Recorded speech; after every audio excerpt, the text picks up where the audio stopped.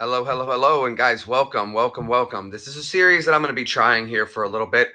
I hopefully everyone can get in on this, and you guys will enjoy this. I think it's going to be something really good, and a lot of us will have a good time trying it out. It's going to be a series that I've started, Desert Warriors. I'm going to be doing some interviews with some military people I know. I want to see what their lives have been going on since the army, what's been happening with the soldiers that I went to Iraq and Afghanistan with. I've got one who's going to be joining me very shortly. He'll be coming on. So, so he'll be joining us. My first time doing this, so bear with me. I'm not sure how this is going to go. It's just an interview process. I think I really want to introduce you guys to some of the people that I got to the pleasure and honor of serving with in the military.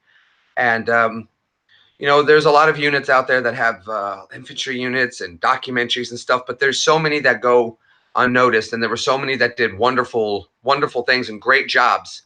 And I want to I want to introduce you guys to these people that I got to meet and some of the characters and the lives that I came across in the military and see what they've been doing, because a lot of them have been doing some really amazing stuff since their time in the military. And I mean, all the way from political work to building small businesses.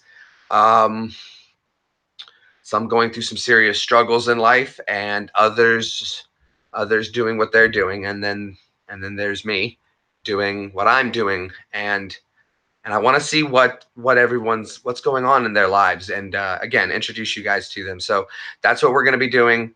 Um, and I'll have my first person stopping in a minute. I don't want to give anything away. I'll allow him to introduce himself. We'll just have some questions. If there's anything you guys want to ask him, personal military questions, um, we'll see what he feels comfortable with answering, and we'll go from there. I'll try to, of course, maybe direct it a little bit, see what we can come up with. But this will be sort of an open forum, but we definitely want to make him feel welcome. Let's make sure we thumbs up for when they get here. I think you guys will be duly impressed with him. I'd like to thank everybody who's stopping by already. Amazing Blaze, MST Scully, Jacob, FT1 Sauce. I appreciate all of you guys coming by to hang out. My mom's phone's about to die. That's okay. If you can make it, you can. If you can't, you can't. We're just waiting on him to be able to pop in. He'll be here in just a moment, and we'll get this started. So again, welcome to Desert Warrior 557 Story Part 1. Desert Warriors. So a little background history on who these people you'll be meeting over time as we do these interviews. We were all stationed at there he is. He came on. Hey, there he is. What you doing? Nothing much. Sure. You hear me? Yeah, I can hear you. Yeah, I can hear You have no audio for you, bro. No? Yeah, no audio for you, bro. Let me see. Let me see.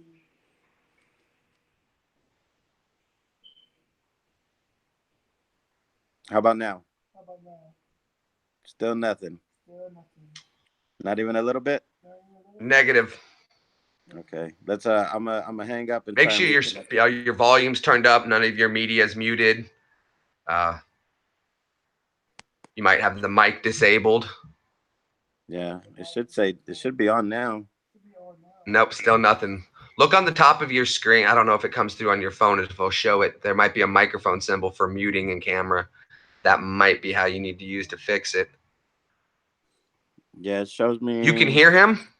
Oh, hold on. Mic check. Yeah. Now I can hear it. Was on my end, dude. I'm so sorry. I had you muted. Oops.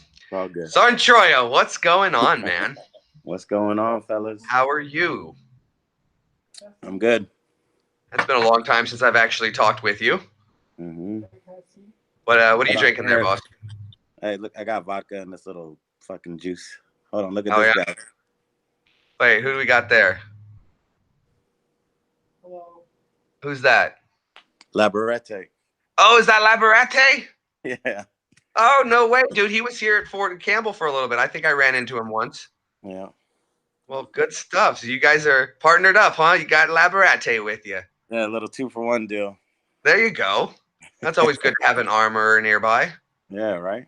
Oh, good stuff. So, guys, let me go ahead and introduce you to who we've got. This is Sergeant Troya. I actually don't know your first name. Ramon. Ramon, that's right. I did know that. So, guys, this is Sergeant Troya Ramon. He was one of my direct NCOs in Afghanistan. I think one of the coolest guys I ever got to work with. I had told everybody that you were prior Marines as well. Yeah. And that's actually really cool. And you transferred over to Army, and you came to work with the generator mechanics at 557, joining us Desert Warriors. So, Mimo, I guess, would like to know what was the time when you joined the military? When you started your Marine career, what got you on your path going into the Marines? So that was April of 2000, and my dad was a Marine, so I was just following the footsteps. Following the footsteps? That's Yeah. cool, man. Yeah, my dad was also military, but I was never supposed to join. But what are you gonna do? Yeah. Oh, Gary, thank you for the 557 super chat coming in. Thank you so much, Gary, dropping us 5.57 pounds. Cool. Nice. Nice. Thank you so much. Very cool. And how long and where were you in the Marines? You served 29 Palms, Camp Lejeune, Okinawa, Japan. Oh, you did go to Okinawa. Rock on. Yeah, and then a tour in Iraq. And then a tour in Iraq? Mm-hmm. So as a Marine, you went to Iraq as well? Yeah, in 2003. Oh, okay. Oh, wow. So you went early in the pushes, huh? Mm-hmm. That's crazy, guys. For those who don't remember much about the Iraq wars, I know some of you guys are a little younger, and this may not be your kind of cup of tea. I know it's not Fortnite, guys, but bear with me. Iraq in the early invasion was crazy, guys. It was nuts. It was nothing like when Sergeant G-Bomb went, but it was a lot different then. Is he still in the military? I don't know, sir. No, I don't believe. You got out a while ago. Is that correct, Sergeant Troya? 2016. See, guys, it's going to be hard for me. I apologize. I've known him as Sergeant Troya for a very long time, so trying to make that transition is still different because I never knew him by anything else. So, my apologies. But no, he got out in 2016, so that's only a few years ago. Yeah. Good stuff. You still out? You doing your thing out where you are in California? I think, right? Yeah, I was doing firefighting for a year. Okay. This year I took the year off. It was wildland firefighting, so not like the city. But Gotcha. took a year off this year, and I'm just spending it with the kids, kind of doing like my own little world tour. So I'm going to Florida tonight. Oh, wow. Yeah, and then 2 weeks later I'll be in New Jersey and New York, and probably a month after that I'll be in Hawaii, and probably about 2 months after that I'll go to either Greece or France, somewhere like that. Oh, awesome. You've been doing a lot of traveling since you've gotten out, obviously. Yeah. That's awesome, man. All right, so here's something that I'm sure these people watching would like to know. What's a funny story you can remember about me? Something stupid I had done. Well, you always did stupid shit, but you were the smartest guy. You were just always doing stupid shit. Well, one of the smartest guys. Steiner was another good one. Yes, Steiner, man. Yeah, man, that guy was too smart.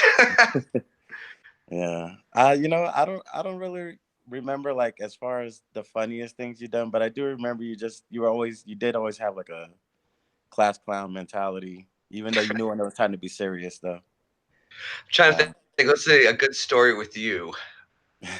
I know you and I worked in the motor pool once or twice together, and you were like, "Green Bomb, here's what's gonna go down. You go fix those generators. I'm gonna chill over here and get that paperwork knocked out. How's that sound?" Like, we're gonna get along perfect. I'll stay out of your way. You stay out of my way. I'm like, can do. That's good times, man. I had a ton of fun with Sergeant Troya. I'll never forget. You were with us when we were when Sergeant Borsani yelled, "Run away." Were you with us? Abandon ship. That was good times. Laborette wants to know if you're still in Fort Campbell. I am still here at Fort Campbell. Yes, I'm back in my house. Just been the house I bought back in Afghanistan. Okay. So yeah, still hanging out here. So now you're fighting fire. You're doing firefighter work and stuff like that. Yeah. Okay. So that's awesome, man. What has Laborate been up to? Does he want to come on and say hi? He's out here sucking dick for money in Las Vegas. Well, that'll get you your first $1. No, he's actually he's in school. He probably will. You want to get on, Lab? You want to talk? Oh, I'd love to see Lab. Guys, this was one of my old roommates when I got back from Afghanistan. Laborate and I roommate up. Great guy, man. He's a lot of fun. Got family from Las Vegas. When I've told you guys the story about being friends with the armorer, This is the armorer. That would be him. Let me see if That I would could be him. turn this You thing always got to around. make friends with the armor. In the field, you got to make friends with the cooks because that's who's giving you your food. He's all snuggled up because he's tired from a long night out last night. Hi, Lab. Hey, so What's up, buddy? how's everything out there? Sport Campbell, anything new there? Nah, He dude, said, it's the same old, same old. okay, yeah, I wasn't sure if you could hear him. Damn. All right, I'm gonna take it off Sleeping Beauty. All right, sexy beast right there. Sexy beast. He says he misses it out there. Oh, yeah, well, he's not missing much. But yeah, Oh, dude. so he's doing like physical therapy work now. He's going to school. Oh, that's awesome. Yeah. So Yeah, I that's got what- med boarded out, so physical therapy rocks. Yeah. We all could use a little physical therapy. Hello, West Haven. Let me thank Oscar. Thanks for coming in. Amazing Blaze. Appreciate you, Gary. Mimo, everybody who's stopping in. Thank you guys. Thank you. Don't forget to hit the thumbs up button and make sure you guys share. This is history. This is y'all's history. Whether you know it or not, these were your American soldiers we're talking to. Your American soldiers. Do you stay in contact with a lot of guys from 557 and any of the people? I was supposed to see DePaul, but that didn't happen. He is one I'm very interested in interviewing. Yeah. He's got some stuff going on in his life. He does. He's very active in the veteran community too. He is. I love the activities, the stuff he's got going on. Very political. I love it. Mm-hmm. I do talk to Boswell still a little bit. Whom? Boswell. Oh, Boswell. I didn't get to know him very well in the military, but he was always one of the guys you saw. Hey, Boswell, what's going on, bro? And he always seemed like a really peppy guy. So I remember Boswell. Just never really got to connect with him as much. Maybe that would be something that would be interesting to do. Yeah. The last I used to talk to, it's been a while now, though, was Sergeant Bell. Remember Sergeant Bell? Oh, of course. I love Sergeant Bell. Love Sergeant Bell. I'm trying to think who else. There's a couple guys, man, that still pop up here and there. I haven't really seen anybody outside of Lab. I've seen a couple guys that were like from Fort Bragg or something like that, but not from our direct unit. For those who don't know, guys, the military, it's smaller than you think. You run into people that you know from the military everywhere. Yeah. I ran into Lizardo at Walmart the other day. That's crazy. It was funny, though, as I'm walking in and I see the girl. I'm like, huh, she looks like Lizardo. We got right next to each other getting shopping carts. I'm looking at her. She's looking at me. I'm like, I'll just keep walking. And then I have my hoodie on that I sell on YouTube, and it says Jake Greenbaum across the back. Uh-huh. And as I walked past her, she read it, and then Greenbaum, I'm like, it is you. It was just that's just not something you expect to just run into somebody at a Walmart, but there it goes. Yeah, actually, and when I go to Florida tonight, well, I won't land till tomorrow morning, like 5 a.m. I'm linking up with a Marine buddy who was actually my roommate in 29 Palms in 2001. Oh, 29. I got to go out to 29 Palms. I went out there for a wine tasting with Cipollone. Fucking sick, man. Have you talked to him at all? Dude, I see Sip all the time. We fly back and forth to see each other. He lived here with me for a while. He just bought me a birthday gift. We do videos together. Yeah, I'm still hanging out with Sip all the time, man. Is he still brewing? Oh, yeah. He's in New Hampshire now. He just moved out of Massachusetts up to New Hampshire. But he's still a big Bruins fan. Yeah, absolutely. Yeah. Oh, that guy's nuts. I love how not for nothing, though. I was not for nice. I'll go get right here. Not for nothing. Not for nothing, dude. I seen Steiner like 5 months ago. Last time I saw Steiner, we had just got back from Afghanistan. I PCS'd, and him and Griggs were riding their motorcycles back, and they crashed here for a night and then drove on. So I haven't seen those cats in forever. Anderson stayed with me for about a month when he was going through some stuff. Okay. I have talked to him just briefly through Messenger, but that was mainly in regards to the whole Davenport thing. Nothing really. Yeah, with Davenport. I spoke to his mother and everything. We helped. I did what I could to help out. His sister wasn't too thrilled, though, but Davenport would be another person I would love to be able to talk to and see what's going on with his life. It's good to just be able to reconnect with you guys. And whether you know it or not, I've talked about all of you guys in stories before. So I wanted to introduce not just the story, but now you guys can put a face to some of the people that I've talked to you guys about. And I think these guys are some of the coolest guys I've ever met. It made me feel like I was walking with giants a lot of the times, getting to work with some of the most amazing people in the military, some of the worst people, but at the same time, though, it's still your family. So Yeah, with that combination, it's a good mixing pot. it was interesting. It was eye-opening. I Yeah. loved it. But let's see, what else? Anything that you guys would like to ask? I'm still kind of developing this whole how I want to frame this. I definitely need to get like a question book going, and Yeah. I appreciate you being part of the, I guess, the pilot. So, I don't mind. I do not mind. well, this is good stuff. Trying to think. So you did 29 Palms. You did your time in the Marines. How long were you in the Marines for? 6 years. 6 years in the Marines, and then you finished up another 6 or 7 in the Army. 9.5. 9.5. So 15 years total. Wow. Woo! Yeah. That's crazy, man. I did my 7, and I think I was done playing anyway. But damn, 15. It was a good run, man. I would have probably stayed in if my command. So I was still at Irwin, and ended up going to 1916 to the support battalion. Okay. Or HNS, whatever. And me and the commander just were not. Just didn't see. I wouldn't. Yeah, and we lost our first sergeant. Once we lost our first sergeant, it kind of went to shit. You know what? I keep in contact with old Jimmy Q every once in a while. Yeah. Yeah, he went to Sergeant Major school. Yeah, I seen that, and I seen he was actually he was our branch manager for a while. That's awesome. Yeah. If you talk to him anytime soon, let him know I said what's up. Oh, I love that guy on deployment. Once we got to deployment, that became my best friend.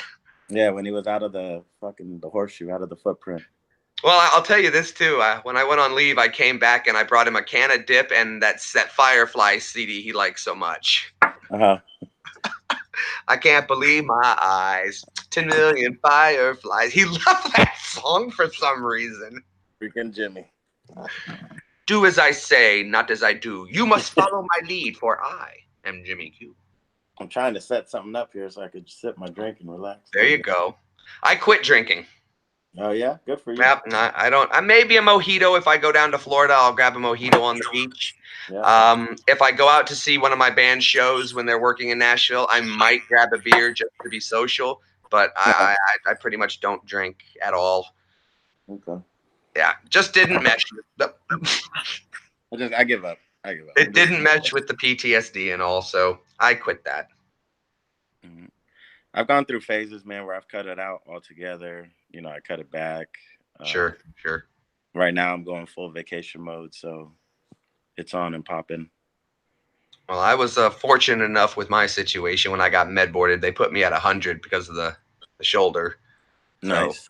So, just doing the thing in Nashville and playing on YouTube and growing that. And yeah, I was gonna ask, how's that going? Like, where? Man, it's actually in the last couple months, it has just exploded, dude. The people I've been hanging out with, the supporters have been. It's been ridiculous. It's starting to go somewhere, and this is really what I wanted to do. Was eventually this was supposed to be where I had an idea of driving around the country shooting this as a real documentary once I was able to get a better camera. Oh, that'd be awesome. But for now, this will have to do as a project, as a starting point. Yeah. I thought it would be fun to drive around the country, though, going to everybody and interviewing them and sitting down and doing a legit documentary. But for now, this will suffice. I think that's a great idea if you ever get to it. I think it's going to have to happen someday. But there was a story to tell for 557. You know, we didn't go in and shoot up in blazing a glory and take over stuff. But what we did was amazing, I think. And I think what we did was very unique.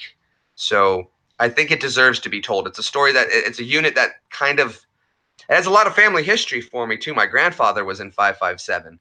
So good. Yeah, which is crazy. When they were in Germany, they were the 557 transportation company, and then they were shut down and redesignated, reorganized at Fort Irwin as the 557 maintenance company.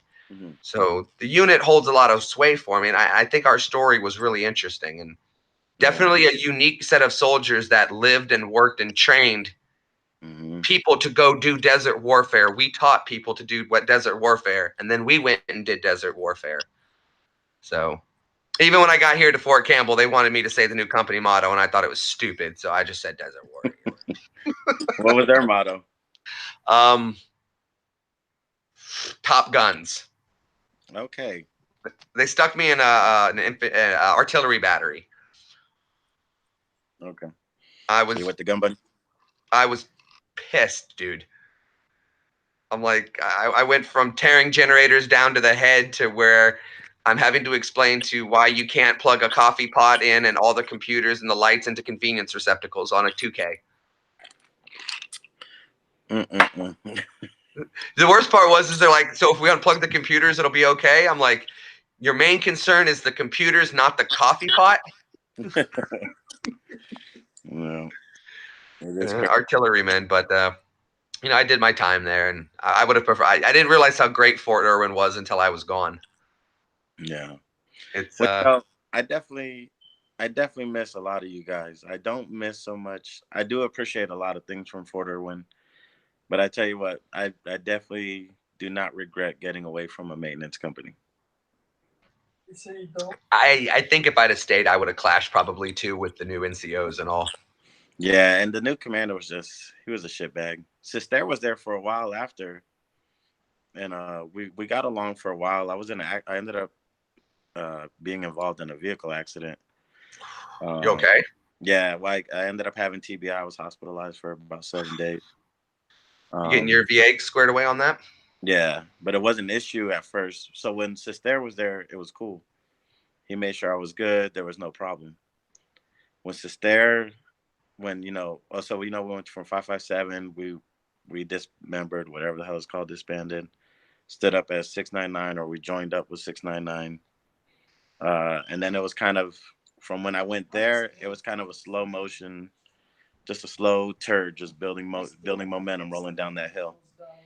And yeah, so I probably stayed there for like, shit. We got back in 2011, so I was there for another 5 years. Wow. Yeah. Another deployment? No, just going through the companies throughout the battalion. Wow. So yeah, and then once I got to HNS, initially it started off as a really good thing. Well, it's even better because I was like, you know what, this isn't going to work. So I had the first sergeant there. He was like, well, I need an NCO. I was like, I'm your guy. So I ended up going to the front gate for about 2 years, or a year and a half of that, 5 years. Okay. Yeah, I heard you were on a detail with that. I was talking to what was his name? I always just called him Dougie Johnson. Johnson. Yeah, I still talk to Johnson. Oh, I just seen Bailey too. Bailey Bear? Yeah, I was just with him yesterday. Oh, no way. Yeah, he's in Barstow still. So I've been planning on making a trip. Paul Anderson wants me to come out to San Francisco to see him.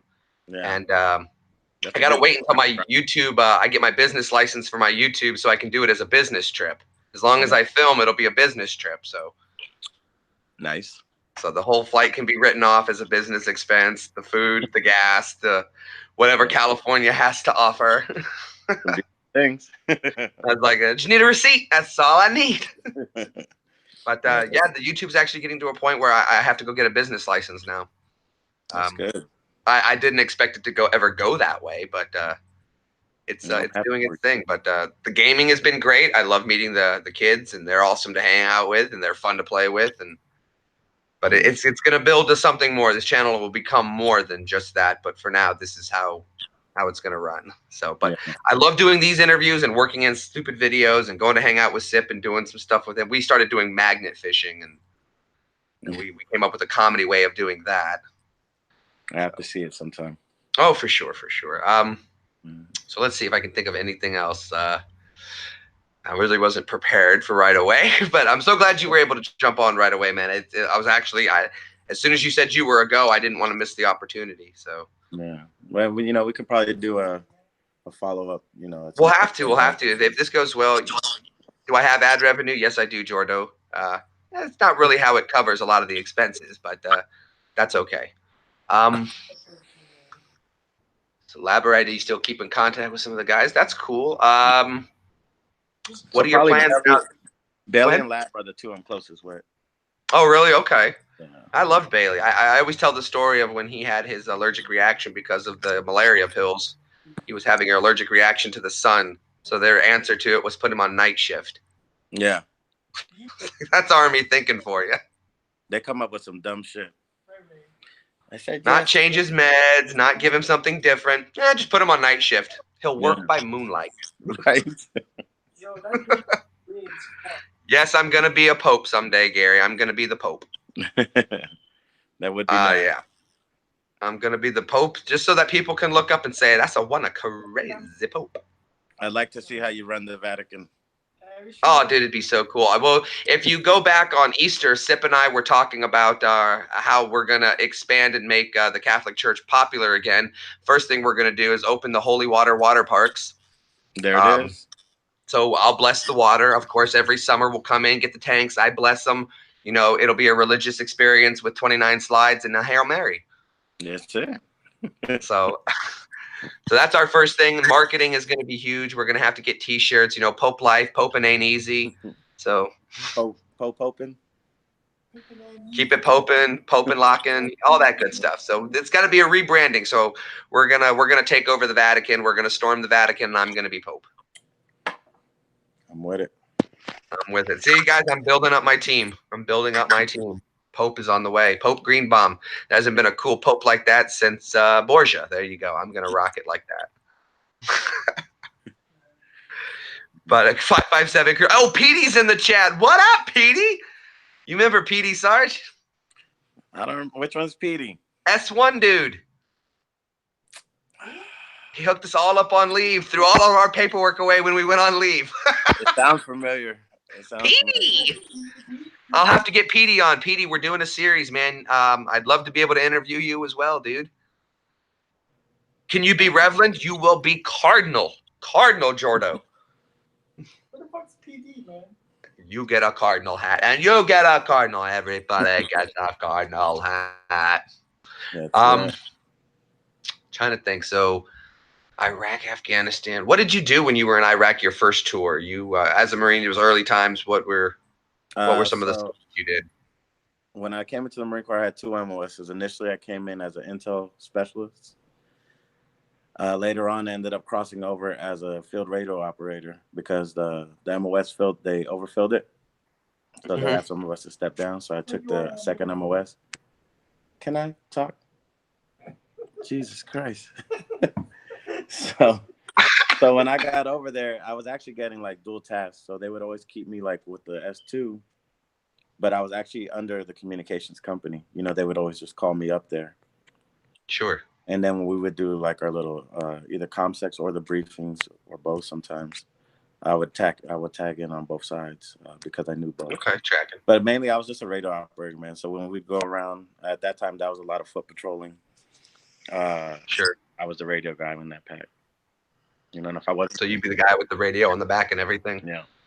Okay, guys. So if you've seen that Army Man toy, that's him right there. The toy with the guy in the backpack, that would be him. That was me. He's probably holding the gun over his head, got the pack, little antenna coming up right there. The only good thing I liked is when you were the radio man, you got to have a 9mm too. So you had your little sidearm and your rifle. So I was like, well, at least I got two options here. Now, you were a big guy though, so you were benching like 250. So another weapon for you to carry was no big deal. I used to enjoy it. I know you still lifting weights? I am. Not as much as I was, but yeah, I am. You remember that night I came over to your house to fix your brakes? Who was all there? Was that on Irwin? Yeah, it was me at Irwin. It was just me and you that night. You would come over to the Autocraft store, and I was working on my Mustang. I do. And you were like, man, this squeak in my brakes is driving me nuts. And we got a town hall meeting here at like 1800 we got to go to. I'm like, well, hey, tell you what, let's just do this. Don't worry about working on your car here. Help me button up this Mustang. Let's finish it up. When we're done there, I'll grab some beers and come over to your place and we'll fix these brakes. Yeah, I do remember now. Oh, that was a good time. Got the brakes all fixed. And I'm like, all right. And I like strolling through the neighborhood. I was trash strolling through the neighborhood. Steiner used to do that almost all the time, bro. He would come up with a bottle of Crown and Coke, and he would just show up like, hey, Sergeant. And we'd end up going to the fucking garage and working, like either messing with my bike or his bike would be back there. And, oh, that's cool, man.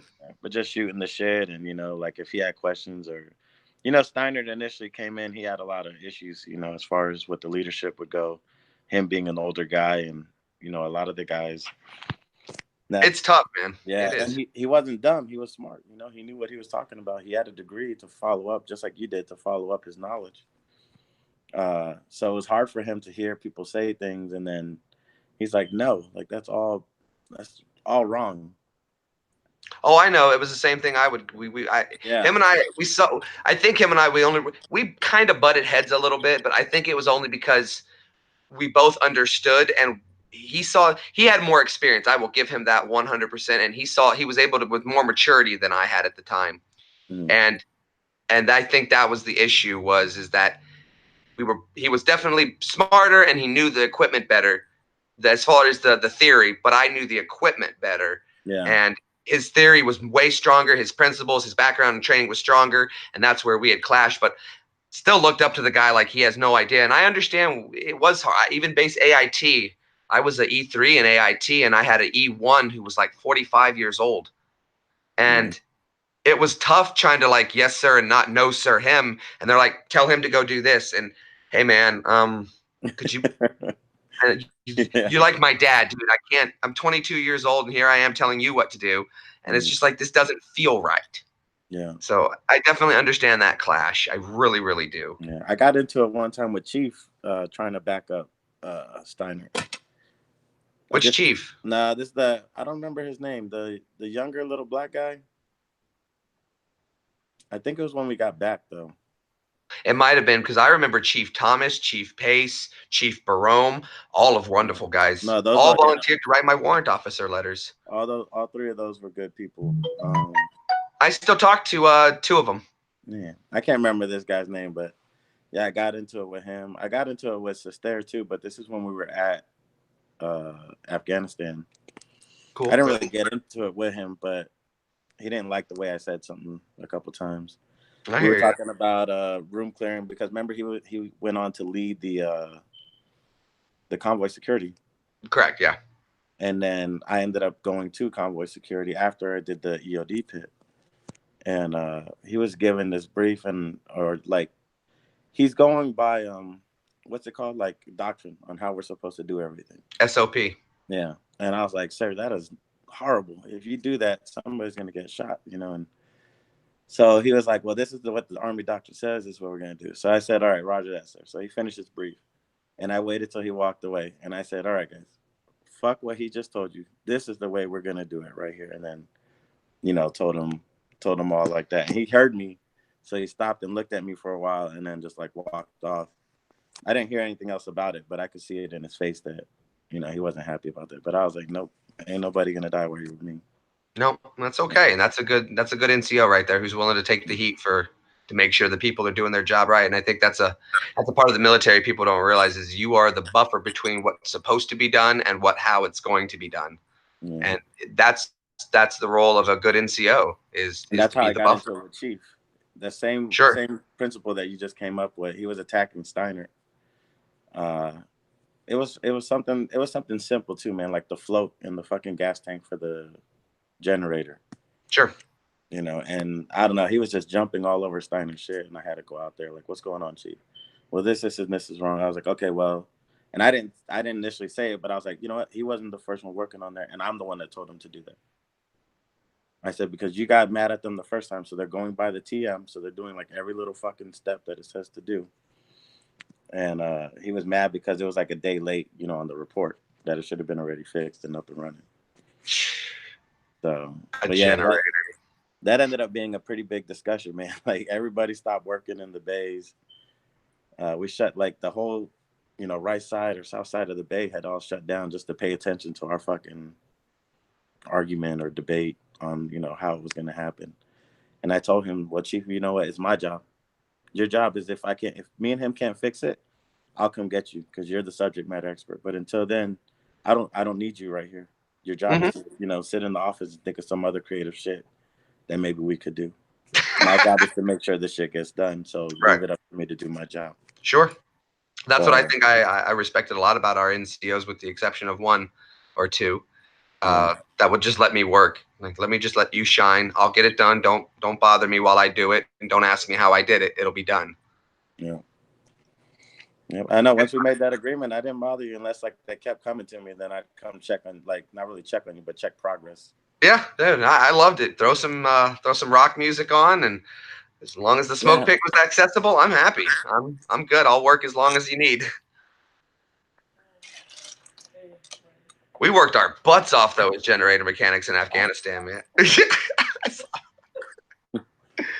I had to throw ice at Labarete. When I tell you guys the generator mechanics when we landed in Afghanistan, I don't remember sleeping for the first 3 months. I remember working a lot. You guys were rock stars and way overworked. It was when you came out to you were at Dade Audi 2 right away, right? Or did you stay over at Marmal? No, I was at Marmal for another month or month and a half because I was doing the EOD pit. Okay, that's right. So that was the German base, guys. He was on a German base that we were right next to. The Germans were basically our main support base. So you were doing EOP, dude. They worked us. Well, at least Sergeant Helm and I took the brunt of, I think, the generator work hard. I remember Sergeant Borsani was good, but he was a good NCO and he was good for paperwork and he knew his role. But diagnosing, he just wasn't strong. He was a good gopher. Yeah. I need these parts. I need this ordered. But that can only do so many hands-on. But, dude, it was 96 days at 20-hour days. Dude, I was getting the bear. Sergeant Helm and I worked one night until we couldn't see wire colors anymore. That was Warlord Helm. Oh, man, I loved him to death. That's one of my favorite guys ever, man. That guy and I tore stuff up in Afghanistan, dude. Got it done. Yeah, I've messaged him a couple times, man, trying to link up with him. But by the time he responds or he doesn't respond, quick enough, I end up missing him because he's in Cali. He's in Cali too. Yeah, I don't hear much from him much anymore. I check on it and see what is going on with his family. They seem to be doing well. Highs and just don't really link up much. But he was a great guy, man. Loved him to death as an NCO. Yeah, he was awesome. We had some good people. We did. GSC, man. Man, we tore some stuff up. Yeah, I still talk to Steffens a little bit here and there, but mostly about like lifting weights or something like that. He created a little group page. Oh, that's awesome. Yeah. I play Fortnite pretty much every day with Sergeant Sergeant Gladhill. Oh yeah. Yeah, we play all the time together. I just hang out every night with him. He's supposed to come to Nashville. My YouTube channel is going to try to do a little sponsor for his son's motocross racing. Nice. So anything I can incorporate with the military is always great. Yeah. My buddy Vladimir, I've known him since I was a kid. He's prior military. He joined up here at Campbell and everything. And he comes over, hangs out all the time. Military buddies around, sip around. I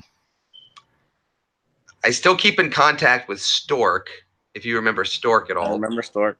Mm-hmm. He's down in Georgia. Okay. I keep up with Canada. Just moved to Nashville.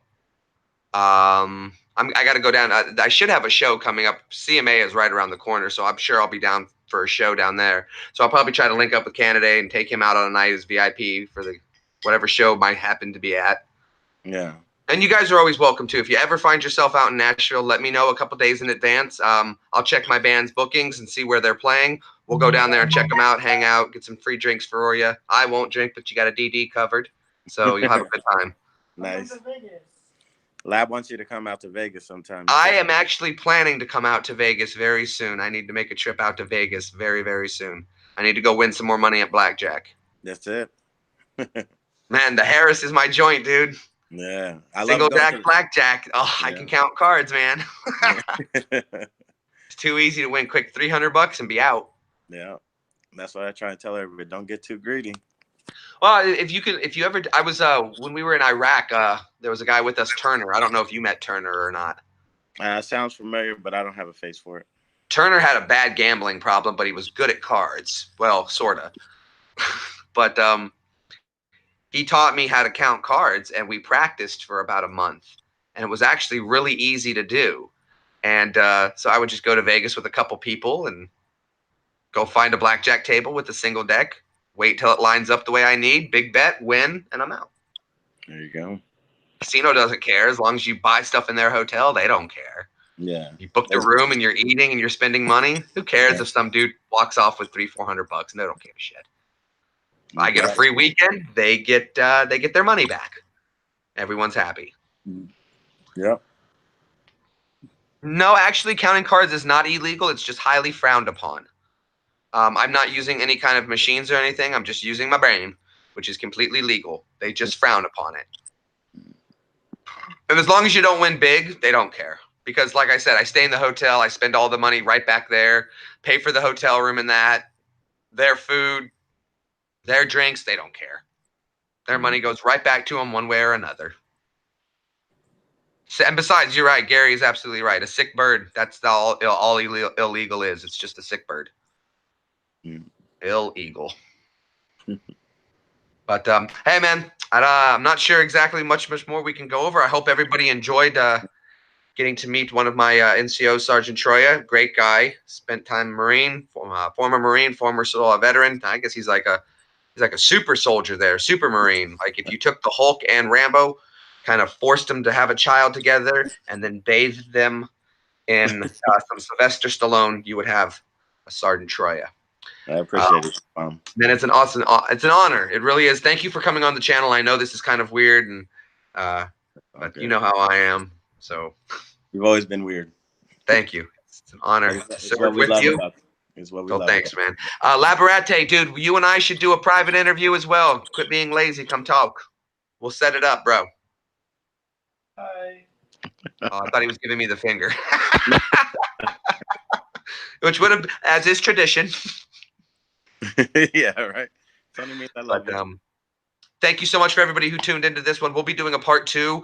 We'll find another veteran to come talk to, find some silly stories. We'll get some life story on more of 557. Again, Sergeant Troya, thank you so much for being a part of it. It was an absolute honor to have you. And we'll do another one with you. This seems to go well. You have a great presence on here. I think the people like you. I appreciate it. Thank you guys for watching. All right. I know you little kids want to get back to Fortnite. So you guys stick tuning. Sergeant G-Bomb's going to come back with some more Fortnite for you guys. Thank you again, Sergeant Troya.